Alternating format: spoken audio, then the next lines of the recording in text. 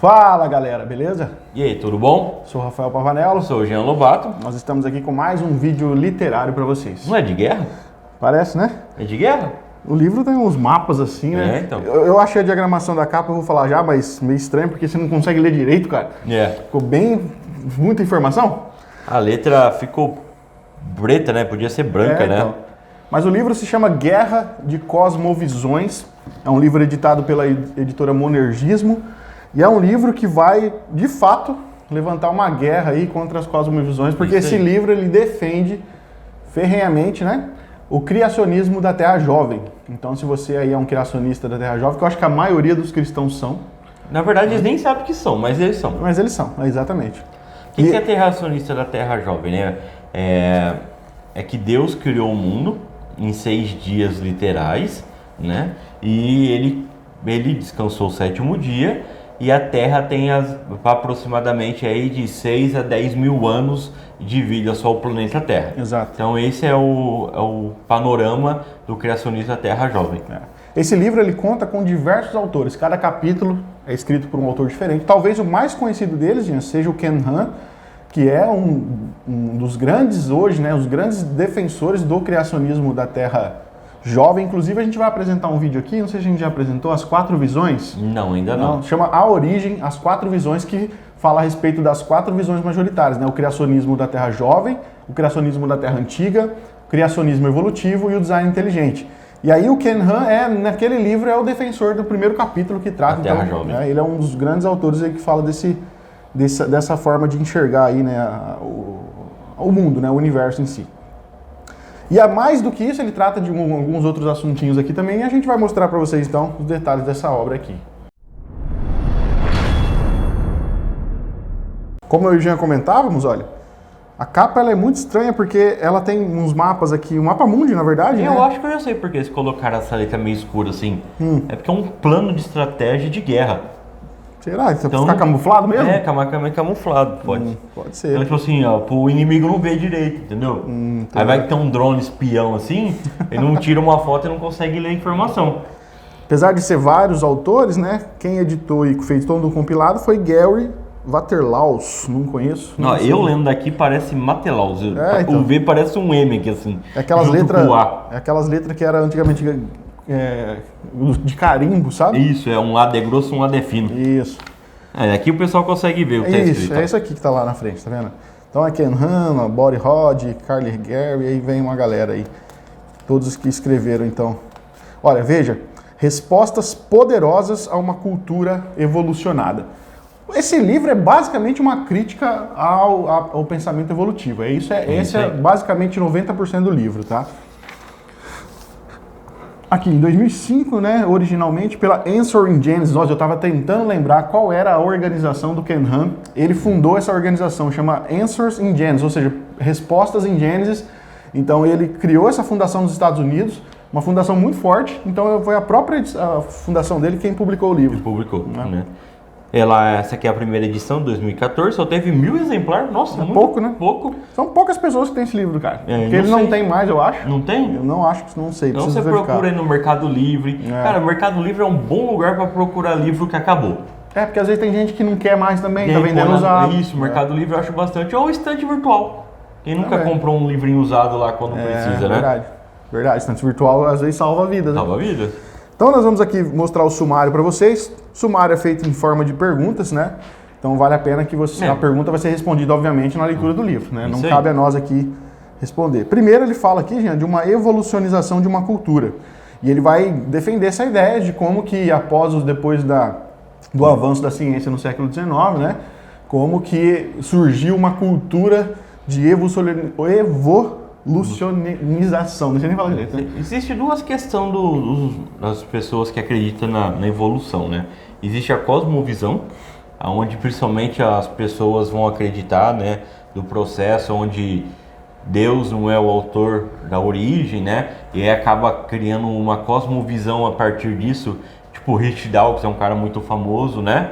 que vai defender o materialismo, se fala, isso, né? Naturalista. Isso, naturalismo, materialista. E também tem a questão de quem estuda a evolução da biologia, que não tem nada a ver com a cosmovisão, né? Porque, exatamente, isso é importante. Evolucionismo é uma coisa, isso. Teoria da evolução é outra. É isso aí. É que as pessoas juntam no mesmo grupinho, né? E acabam falando que é tudo a mesma coisa. Então não é isso exatamente.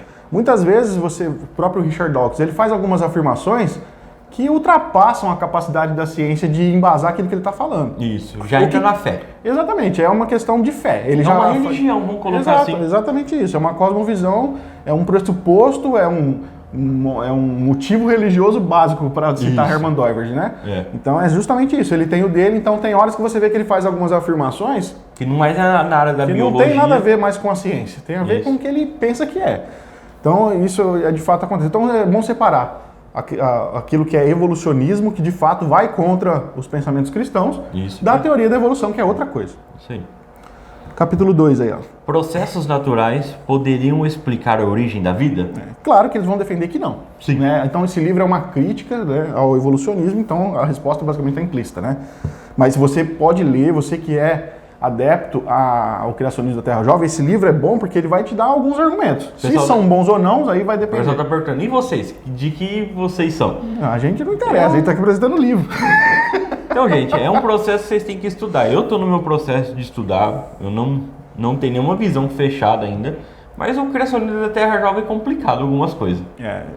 Eu também não me defino ainda não, mas criacionista da Terra Jovem eu também não gosto muito não. Eu acho que não faz muito sentido mais.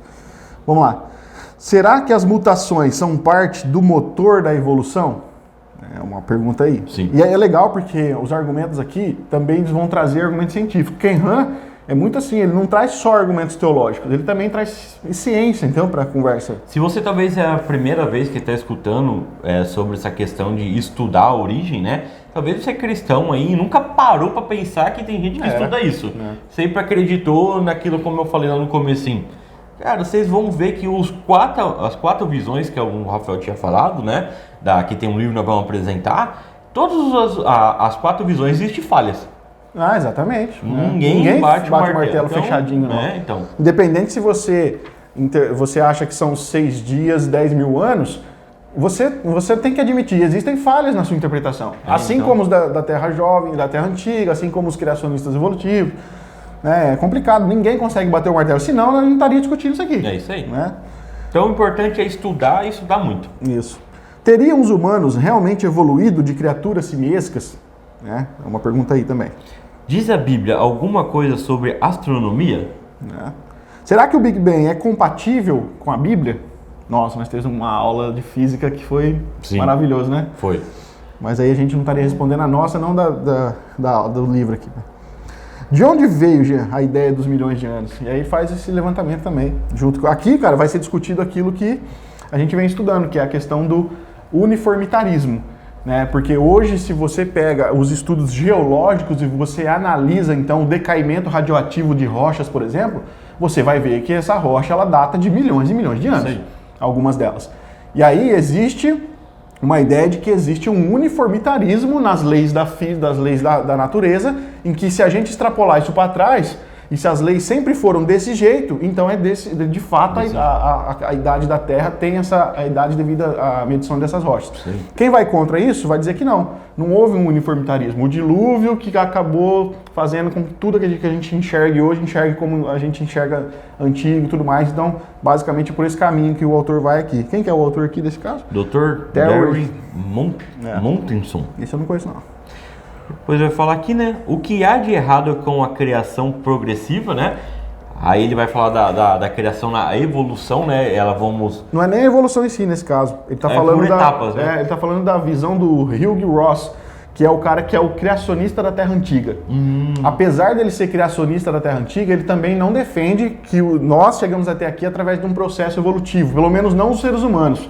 Por isso que aqui é a criação progressiva. Deus criou, passou milhões de anos, Deus criou de novo, passou milhões de anos e criou os seres humanos.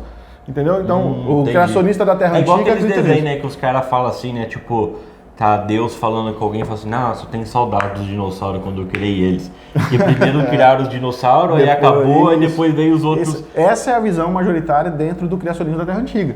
E Hugh Ross, que é o cara criticado no capítulo 8, também é um dos autores do livro das 4 visões que defende o criacionismo da Terra Antiga. Então esse livro vai ser importante. Para quem gosta desse assunto, a gente vai apresentar aqui depois. Então, para você ficar aí, então você tem que se inscrever no canal, curtir esse vídeo, compartilhar, dar feedback para nós, motivando nós a gravar os vídeos aí. Lembrando que o literário sai uma vez por mês, nós temos o De Olho na Letra, nós temos o DG Responde, temos o DG Pan e nossos podcasts toda uma última terça-feira do mês aí, sai tanto aqui no YouTube como em qualquer plataforma aí de podcast, né? Não se esquece também que nós temos as nossas redes sociais, né?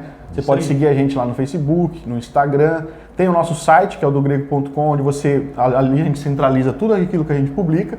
E não se esquece que se esse livro estiver na Amazon, eu vou colocar o link para você isso aqui. Aí. Você pode estar comprando pela Amazon para nos ajudar, né? Isso, você entra no nosso site lá no dogrego.com, tem um banner, clica aqui para comprar na Amazon e tudo que você comprar, depois que você entrou nesse banner, né, você tem que entrar, deixar a guia lá em cima no seu navegador, e você pode pesquisar o que for, você vai gerar uma pequena comissão aí para nos ajudar e nós estamos juntando dinheiro aí para montar um cenário novo. Vocês já perceberam que os outros vídeos aí já mudou um pouco o cenário. E vamos também comprar uma câmera profissional aí. Profissional. E como o dólar tá caro, então nós precisamos de muita ajuda de vocês. É isso aí. Bom, capítulo 9 já. O movimento do design inteligente é cristão? Eu responderia de bate-pronto, não. Não é. Por quê? Tem cristãos lá também. Sim. Mas ele não é efetivamente cristão. Então, mas a maioria em essência são cristãos, né? Pelo menos assim, eu nunca catei Como que um cristão de fato acredita em um ET criou a gente, mano? Então, mas eu nunca catei um material de um cara que não é cristão que escreveu sobre design inteligente. Ah, mas tem. Talvez você não catou. Nunca tem, mas eu não conheço, né? Existem aqueles que são defensores do design inteligente que não necessariamente são cristãos. Acreditam que uma inteligência maior nos criou. Isso aí. Né? E a gente está aqui porque a gente é fruto da criação de um ser maior, mas não necessariamente o Deus da Bíblia. Tem alguns livros que vai falar sobre isso aqui também, né? Acho que tem. O Darwin no Banco dos Réus fala um pouquinho de design inteligente. Você tem a Caixa Preta de Darwin, não tem? Caixa Preta de Darwin. Vai falar também um pouquinho. Caixa Preta de Darwin é bom porque foi o Behe que escreveu. É um baita de um químico. E ele tem bons argumentos aí em favor daquilo que ele mais defende, que é a complexidade irredutível, sabe? Não tem como segundo ele, não tem como algumas coisas serem o que são sem antes ter se formado aos poucos, sabe? Sim. Então, se você quer saber mais sobre isso, entra na editora Mackenzie. Lá tem vários livros sobre essa questão de design inteligente. Eles são a única editora, se eu não me engano, que tem os livros de design inteligente no Brasil. Então, assim, de fato, cristão não é. Porque você pode ser um adepto ao design inteligente. Nós vamos falar isso no último livro, naquele livro que a gente falou das 4 visões, que defende o design. Então você vai ver lá que tem um monte de gente que segue, mas não é cristão, não acredita que é Deus que criou e tudo mais. Os criacionistas podem ser verdadeiros cientistas? Aqueles que acreditam que a Terra tem só 10 mil anos, que acreditam na literalidade, né, dos 6 dias da criação, podem ser verdadeiros cientistas? É uma boa pergunta. Uma boa pergunta. Fica aí para responder no livro, então. Como o cristão deveria responder ao casamento gay? Aí você vê que já mudou um pouco, já, né, a pegada do livro, então. Que eu não sei o que esse capítulo está fazendo aí no meio. Não, podia ser um apêndice, mas... Exatamente. Depois, qual que é a melhor prova da criação? Ken Han vai defender... que ele vai falar sobre a questão de Adão e Eva? Não lembro.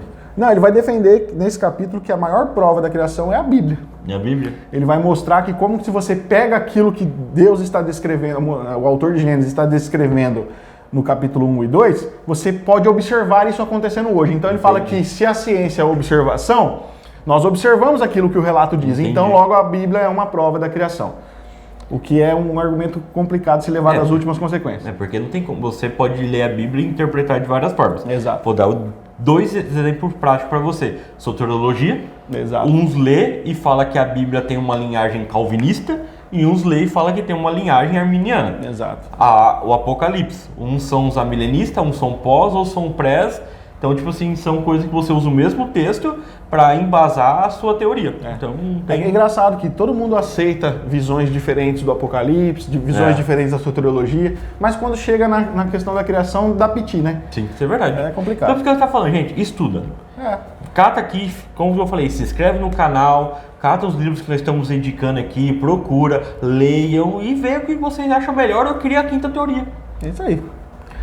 E para fechar, que é uma cosmovisão bíblica? Isso aí. Talvez acho que esse aqui deveria estar lá no começo. Deveria começar por ele, né? Eu acho. Não faz sentido estar no último capítulo. E esse capítulo 11 aqui acho que está perdido no livro. Mas legal, o que é uma cosmovisão bíblica? Então, obviamente que depois de tudo que eles falaram, com alguns argumentos científicos, vai mostrar que uma cosmovisão bíblica é mais ou menos concernente àquilo que eles defenderam. Se eu fosse o autor, eu colocaria para explicar uma cosmovisão bíblica, e por causa dessa cosmovisão, agora nós acreditamos nisso, né? Então, bom, esse vídeo já está ficando gigante, né? Já está gigante. Vamos lá que tem... Mostrar só a diagramação aqui. O livro é bem diagramado, cara. Bem diagramado. Ele tem essas tem figuras. Muitas imagens, tem uns desenhinhos aí, tem até uns quadrinhos de uma charge, né? Umas tirinhas. Cara, isso aqui é legal que ele fala, cara, que os aminoácidos que contém aqueles aminoácidos dentro da nossa composição química, os aminoácidos eles que nos compõem, todos eles são aminoácidos canhotos. E porque se não fosse, acho que ele fala isso aqui, tá vendo aqui, ó, nos seres vivos, ó, são 100% canhotos. Aminoácidos destros não são encontrados em proteínas. Se uma proteína fosse montada com um só aminoácido dentro destro que fosse, a função dela seria totalmente perdida. Entende? Então ele fala assim que existe uma lei na qual montou de forma essa parte química em nós de uma forma perfeita para que a vida pudesse acontecer. Sim. Ok, isso é um bom argumento, mas, por exemplo, o criacionista evolutivo, por exemplo, criação evolutiva, né? Ele também acredita nisso. O criacionista da Terra Jovem também acredita nisso. E o design inteligente também. Então não é um ponto que vai falar assim, não, então tá aqui um bom argumento para você ser criacionista da Terra Jovem. Não. Mas beleza. Aí eu já criticando o livro antigo. Olha lá, tem uns desenhos, tá vendo? Um relojoeiro. Será que é aquela crítica do relojoeiro cego? Não, né? Dos aminoácidos ainda. Então beleza. Aqui uma figura do DNA, né? Uma dupla. Então, olha, o livro é bem organizadinho. Todos eles muito bem subdividido. Vai ter imagens, vai ter quadros, tá vendo? Que ajuda, né, a você entender por quê. Sim. Informação científica, para quem é leigo, cara, é difícil de entender. É, isso mesmo. Então você precisa ter alguns quadros. Bastante quadro aí. Bem legal o livro. Aqui, bem bacana. Aquele criticando, né, a ideia de que os cientistas olham para uma ossada e imaginam como seria. Cara, tem Pirula, né? O Pirula tem um vídeo, cara. Procura aí no YouTube. Pirula, não lembro o título, algo assim, como os arqueólogos desenham, e ele vai explicar, ele faz até um esboço dele catando um crânio de um hipopótamo e criando uma nova espécie. Então é bem legal isso aí. Se eu conseguir, eu vou colocar aqui no card para vocês darem uma olhada. É isso aí. Acho que é isso, né, cara? É isso aí, cara. Já deu para entender mais ou menos a pegada do livro. É um livro legal, cara. Como eu disse, se você é um criacionista da Terra Jovem, vale muito a pena ter esse livro aqui, porque tem bons argumentos Mesmo que você aqui. não seja... Vale a pena ler também. Vale a pena ler. Um bom estudioso é aquele que estuda todas as visões para chegar à sua conclusão. Eu li esse livro aqui, cara, em 2018, cara. Eu não li esse livro. Faz muito tempo, já não lembro mais também. Eu lembro agora que eu bato o olho em algumas coisas, mas não lembro mais. Mas é um livro bom, vale a pena ser lido. Não se esquece que se tiver na Amazon, o link está aqui na descrição para você comprar e ajudar a gente no canal. Isso aí. Valeu? Beleza, pessoal. Até mais.